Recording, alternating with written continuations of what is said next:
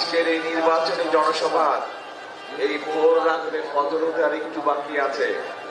এই ভোর রাত্রে যে জনসভা, এই জনসভার সম্মানিত সভাপতি, আমার প্রিয় সামনে উপস্থিত প্রিয় ভাই বোনেরা এবং মঞ্চে উপস্থিত নেতৃবৃন্দ, আসসালামু আলাইকুম। আপনারা কেমন আছেন? ভালো আছেন, আলহামদুলিল্লাহ। এই যে আপনাদের এখানে আসার কথা ছিল আমার কখন 8টার সময় আসার কথা ছিল, মানে গতকাল 8টার সময়, সন্ধ্যা 8টায় ফজরের ওয়াক্তে এসে পৌঁছেছি। সেই সিলেট থেকে রওনা দিয়েছি, পথে পথে হাজার হাজার হাজার মানুষ, সকল মানুষের সাথে কথা বলতে বলতে সবাই অপেক্ষা করছে। আপনারা যখন অপেক্ষা করছেন তারাও অপেক্ষা করছিল। কাজে আসতে আসতে দেরি হয়ে গেছে, এই জন্য আপনাদের কাছে ক্ষমা প্রার্থী আমি। এখন প্রিয় ভাই বোনেরা, এই যে আপনারা কষ্ট করে কেন অপেক্ষা করছেন, আপনাদের সকলের চেহারার মধ্যে, মা বোনেরা সহ এই যে ভোর রাতে জেগে আছে, সকলের চেহারার মধ্যে একটি ছাপ ফুটে উঠেছে, একটি চাওয়া ফুটে উঠেছে। কি সেটা? একটা পরিবর্তন চাচ্ছে বাংলাদেশের মানুষ, তাই না? একটা পরিবর্তন চাচ্ছে। কি পরিবর্তন? একটা ভালো পরিবর্তন চাচ্ছে। আমরা বিগত দিনে যে কাজগুলো দেখেছি, এইখানে যে মানুষের বলে যে কাজগুলো দেখেছি, আমরা এই অবস্থার পরিবর্তন হচ্ছে। আমরা একটি নিরাপদ অবস্থা চাই, তাই না? একটি নিরাপদ অবস্থা যেখানে সকল মানুষ নিরাপদে থাকতে পারবে, নিরাপদে বাণিজ্য করতে পারবে, রাস্তাঘাটে নিরাপদে চলতে পারবে। আমরা তো এরকমই চান নাকি? এখন প্রিয় ভাই বোনেরা, এই যে আমি কথা শুনতে বললাম যে নির্বাচনী জনসভা, বিগত 15 বছরে এরকম কোন নির্বাচনী জনসভা হয়েছিল? আপনারা বিগত 15 বছরে ভোট দেওয়ার সুযোগ পেয়েছেন? তাহলে এই যে আন্দোলন সংগ্রামের মাধ্যমে, যে মানুষগুলোর ত্যাগের মাধ্যমে, শহীদের জীবনের মাধ্যমে থেকে আমরা এই যে সুযোগটা পেলাম, আগামী 12 তারিখে, আগামী মাসের 12 তারিখে নির্বাচন, এই নির্বাচনের কারণে আমাদেরকে সঠিকভাবে সিদ্ধান্ত নিতে হবে কি করতে হবে, তাই নয়? তাহলে দেশকে যদি সঠিকভাবে গড়ে তুলতে হয়, দেশকে যদি, রাষ্ট্রকে যদি মেরামত করতে হয়, তাহলে আমাদের সকলকে ঐক্যবদ্ধ থাকতে হবে।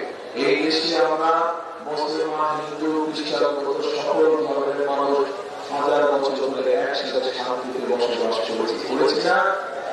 তাহলে এই সকল মানুষকে নিয়ে আগামী দিনে আমরা শান্তিতে থাকতে চাই, শান্তিতে বসবাস করতে চাই।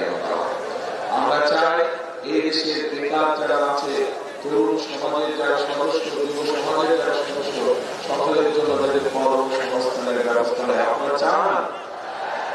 এই আমাদের মা বোনেরা এখানে উপস্থিত আছে, এরকম সারা বাংলাদেশে গ্রামে গঞ্জে হাজার হাজার কোটি কোটি মা বোনেরা আছে। তাদের মধ্যে যে সকল পরিবারগুলো একটু অভাবী, সেই সকল পরিবারের মাদের কাছে আমরা সকলের কাছে সমাবেশী অভাবী পরিবারগুলো দিতে হবে। কি দিব? আমরা ফ্যামিলি কার্ড দিতে চাই। এই ফ্যামিলি কার্ডের মাধ্যমে আমরা সেই অভাবী পরিবারগুলোকে সহযোগিতা করতে চাই, যাতে তারা স্বাবলম্বী হতে পারে, নিজের পায়ে দাঁড়াতে পারে। আপনাদের কাছে কি পরিকল্পনাটা ভালো মনে হয়? আচ্ছা, ঠিক আছে। এরপরে দ্বিতীয় একটি পরিকল্পনার কথা বলি আমি, সেটি হচ্ছে বাংলাদেশের সবচেয়ে বড় পেশা না কোন পেশা বলেন তো? কৃষি। কৃষি হচ্ছে বাংলাদেশের প্রায় সব মানুষ কম বেশি কৃষির সাথে জড়িত, তাই না? ছোট বড় বিভিন্ন রকম কৃষক আছে।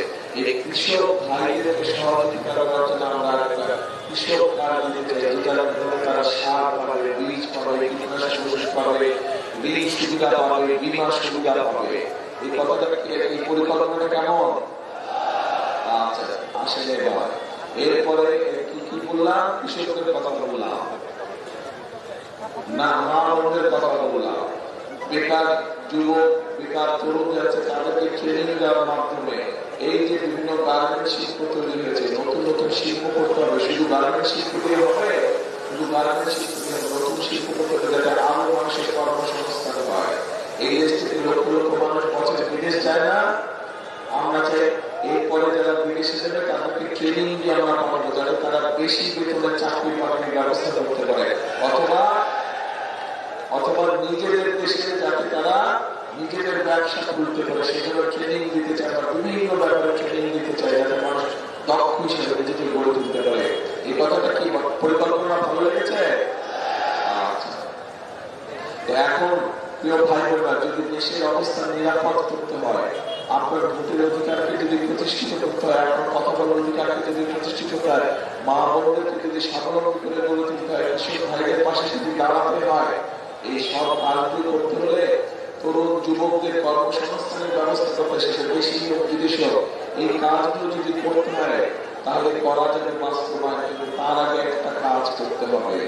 এই কাজগুলো আমরা করবো ইনশাআল্লাহ। বিএনপি জয় দিতে হলে বিএনপির কাজগুলো, কিন্তু আপনাদেরকে তো একটা কাজ করতে হবে তার আগে। কি কাজ বলেন তো? হ্যাঁ, শুনি না, শুনি না। ভোট দিতে হবে। কোথায় দিতে হবে? কোথায়? ধানের শীষে ভোট দিতে হবে। যদি ধানের শীষে ভোট দেন তাহলে এই কাজগুলো করতে পারবো আমরা। খাল খনন করতে পারবো আমরা। খাল খনন কর্মসূচি জানেন আপনারা কি? খাল খনন কর্মসূচি জানেন? এই মুরব্বীরা জানেন, মুরব্বী এখানে যারা মুরব্বী তারা যারা শহীদ দিয়ে আসেন, খাল খনন কর্মসূচি করা হয়েছিল। এখন অনেক জায়গায় দেখবেন একটু বর্ষা থেকে পানি দিয়ে পানি জলাবদ্ধতা হয়ে যায়, হয়ে যায় না? তারপরে আবার কৃষকরা সেচ সুবিধা পায় না, অনেক সময় হয়ে যায় না? আমরা খাল খনন কর্মসূচি চালু করতে চাই। এখন আমি যদি জিজ্ঞেস করি আপনাদেরকে, যদি খাল খনন কর্মসূচি আমরা গ্রহণ করি তাহলে কি আপনারা মনে করেন কৃষকদের উপকার হবে? হবে? তাহলে কি সেটাও করবো না? ঠিক আছে, করলাম তো, কিন্তু আপনারা কি করলেন? হ্যাঁ, জনগণকে কি মাপবে না? আপনাদের কাজ কি? ভোট দিতে হবে। জনগণের মূল কাজ হচ্ছে সঠিক ব্যক্তিকে নির্বাচন করতে হবে। হ্যাঁ, ভোট দিব ধানের শীষে ইনশাআল্লাহ। এখানে একটা কথা আছে, কারণ একটা জরুরি কথা বলবো, জরুরি কথা, জরুরি, আস্তে আস্তে একটা জরুরি কথা আছে, খুব জরুরি কথা, অনেক জরুরি কথা। দুই কারখানা করে শুনতে হবে। একটা জরুরি কথা বলবো, কিন্তু এই যে ভোট দিবে 12 তারিখে, এর মধ্যেই তো একটা বাহিনী আছে, একটা গোষ্ঠী আছে, এদের লোকজন এসে নিরীহ মা বোনের কাছ থেকে এনআইডি নাম্বার নিয়ে যাচ্ছে। খবর পাইছেন এটা? তারপরে আবার ফোন নাম্বার নিয়ে যাচ্ছে, কি বিকাশ নাম্বার কি নিয়ে যাচ্ছে, খবর পাইছেন? তারপরে আবার আমাদের যে প্রবাসী ভাইরা আছে তাদের জন্য যে শিক্ষা দখল করে গেছে, খবর পাইছেন? তাহলে এদের সাথে ওই গত 15 বছর যে বেশি টাকার নির্বাচন আর ভোট টাকাতে নির্বাচন, তার পার্থক্য হলো কি? এদের সাথে আমাদের কোন পার্থক্য নাই। দুইজন একই গ্রুপে। একজন ষড়যন্ত্র করেছিলেন, একজন ষড়যন্ত্র করে আপনাদের ভোট নিতে চায়, আরেকজন ডাকাতি করে আপনাদের ভোট নিয়ে গিয়েছে। কাজে এখন এই ষড়যন্ত্রকারীদের বিরুদ্ধে সজাগ থাকতে হবে। এই যে মা বোনদেরকে দিয়ে যে বিভ্রান্ত করছে, এই ব্যাপারে সজাগ থাকতে হবে। কি মা বোনরা সজাগ তো? আচ্ছা, এইটা গেল 1 নম্বর। 2 নম্বর বিষয় হচ্ছে ভোটের দিন কখন যাবেন ভোট কেন্দ্রে? ফজরের ওয়াক্তে? ফজরের ওয়াক্তে না, তাহাজ্জুদের ওয়াক্তে উঠতে হবে, তাহাজ্জুদ করতে হবে, তাহাজ্জুদের নামাজ পড়বে, তারপরে ভোট যার যার ভোট কেন্দ্রের দিকে রওনা দিবেন। ফজরের নামাজ জামাত করে ওই ভোট কেন্দ্রের সামনে পড়তে হবে। পারবে কি? পারবে নাকি?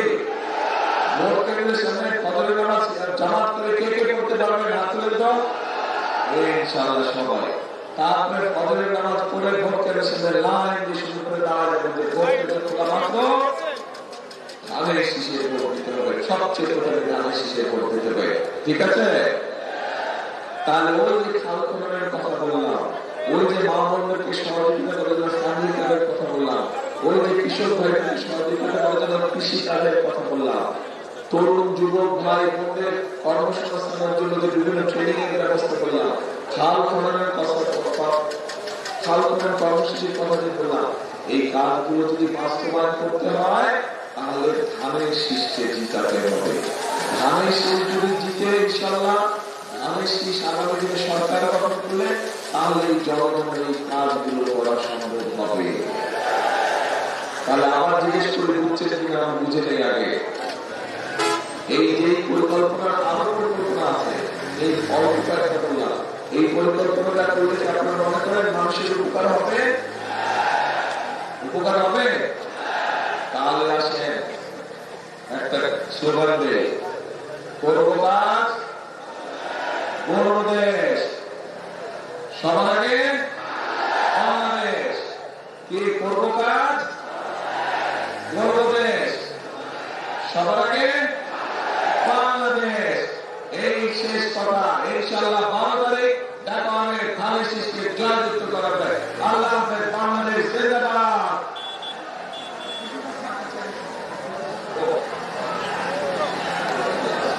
আচ্ছা, একটা কথা বলতে তো ভুলে গেছিলাম। আমাদের সাথে আমাদের এক ভাই আছে ধানের শীষের সাথে, খেজুর গাছ। উনি আমাদের সাথে সবসময় আন্দোলন সংগ্রামে ছিলেন।